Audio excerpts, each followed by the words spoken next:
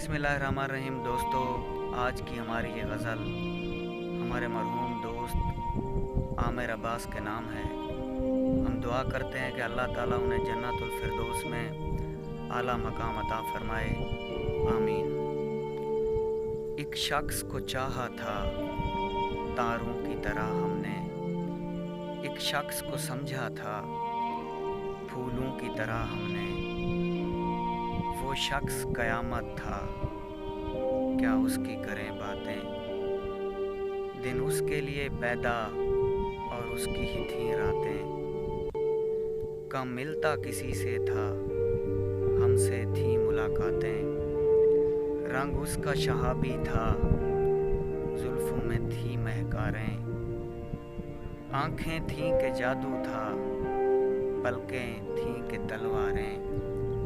दुश्मन भी अगर देखे सो जान से दिल हारे।